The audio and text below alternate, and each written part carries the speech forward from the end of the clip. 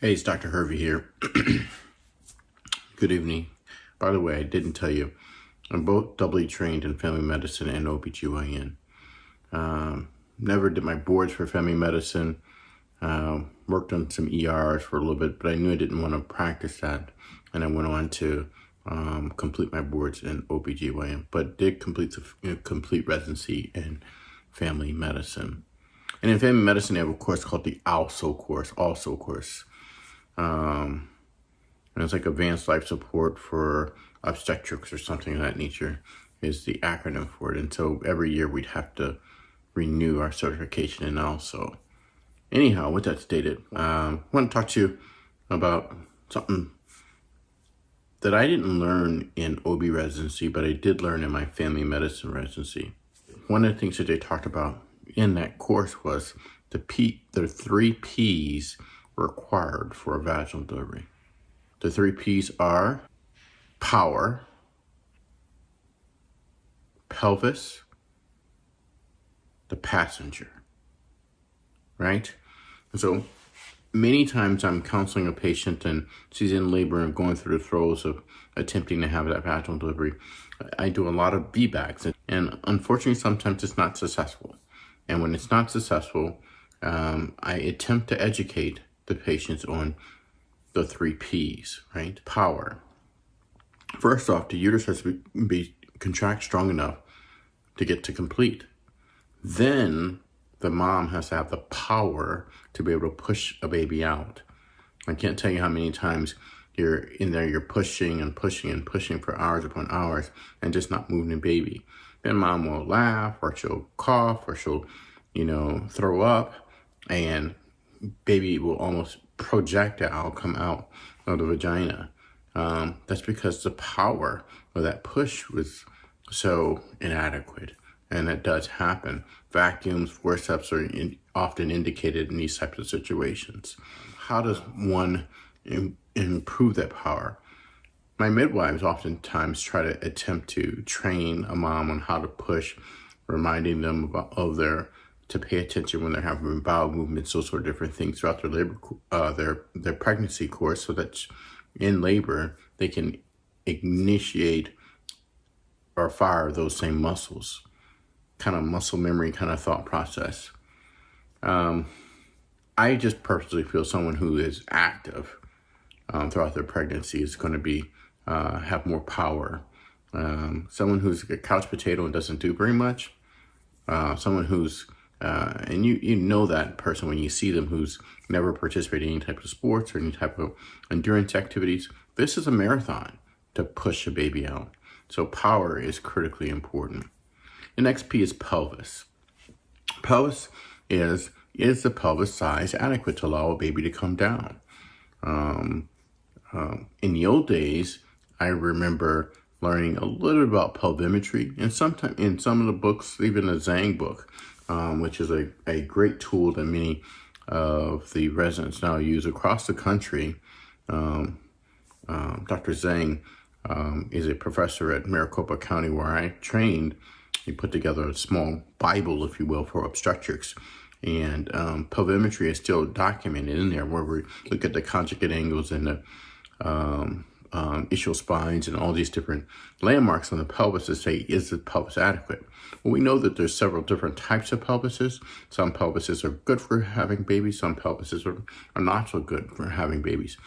Unfortunately, there are some individuals out there who will equate certain shapes of pelvises, aneuploid, platypoid, 2 additional ones. It's slipping my mind right now, but nonetheless, associated with race and cultures and other things like that. And I don't know that I've ever read a study that concluded that a certain race had a certain type of pelvis which would make them less adequate for having a vaginal delivery.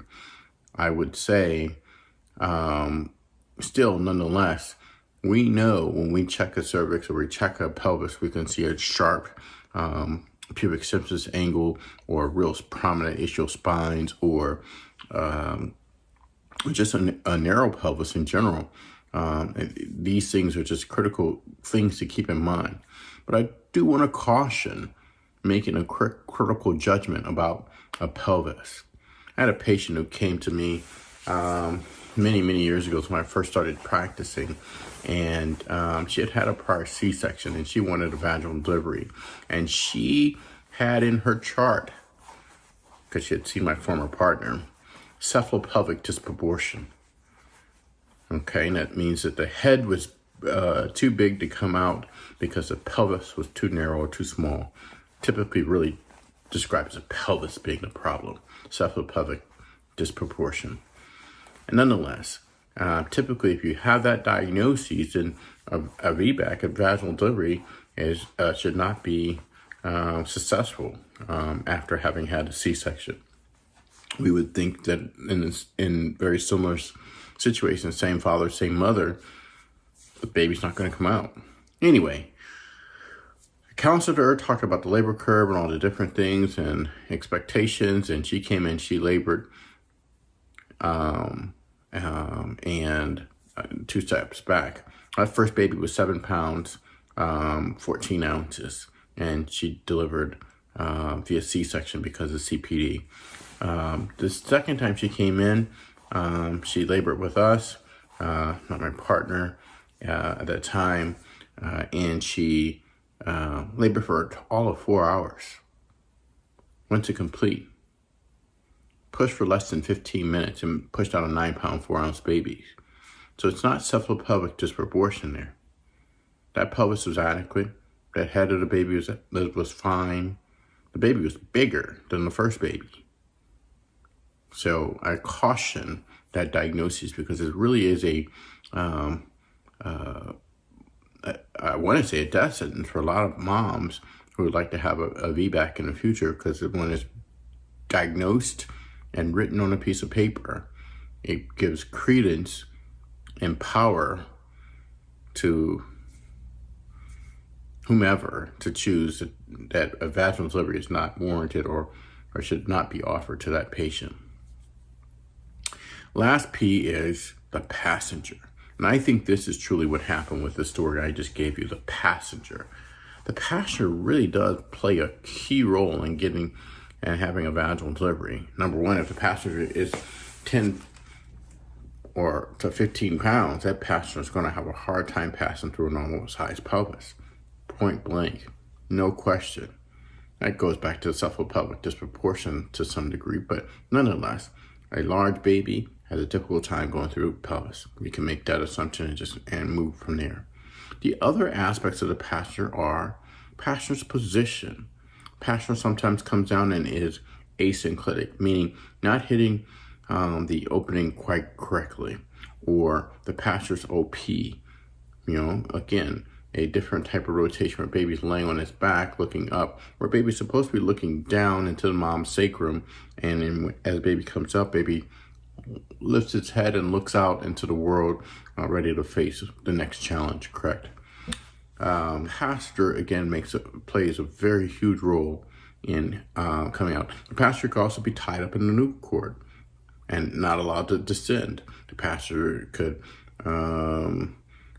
be having decels and not tolerating labor. Again, the passenger could be IUGR, super small, and again, the placenta is old and not tolerating labor. So the passenger plays a key role in delivering. Quick story here. I had a mom who came in and she was laboring, and the baby had this huge decel for about 4 minutes or something silly like that on the monitor. And I was in the office. They called me, huge decel, Dr. Hervey, come right away. I ran over there to the bedside. The baby's heart tones were up. They were category 1 at this point in time. No further decels or anything, but there was a decel that had happened a few minutes prior. I counseled the patient. Patient was crying and said, I want a C-section. I said, I'm happy to give you a C-section. She had a vaginal delivery the first time, but I said, I'm happy to give you a C-section. She said, I don't want anything to happen to my baby. Just give me a C-section, get this baby out. As I'm sitting there consenting her, counseling her on what a primary C-section means for her future pregnancies, et cetera, et cetera. There was another quick decel on the monitor, not as long, and mom says, oh my gosh, something just happened. I feel a ton of pressure right? So prior to that, her exam was like 6 centimeters. It said, I asked for permission to check her. She agreed. I checked her. She's complete +2. What had happened was that baby was OP for all that time. And as baby was coming down with those contractions, baby would hit its head up against the pubic symphysis, and baby, I imagine in my mind, screams on the inside, holds its breath just like those babies do when they come out. They hold their breath in defiance, and they're crying so hard, and they hold their breath. And heart tones went down because baby bradycardia in that instance. Then baby said, ouch, that hurts. I don't want to do that again. Rolled over, fell into the pelvis. She pushed 2 times and had a baby. So again, the passenger plays a key role in delivery as well. I just thought that was a nice nugget. I hope that's helpful. 3 P's in having a successful vaginal delivery: power to get to complete, power to push, pelvis size, comparison to that of the baby, its adequacy, and just be conscious about diagnosing CPD, and then finally, passenger. Passenger plays a critical role in being able to have a successful vaginal delivery. There is a myriad of reasons why the passenger would have difficulties coming through that pelvis. Thank you.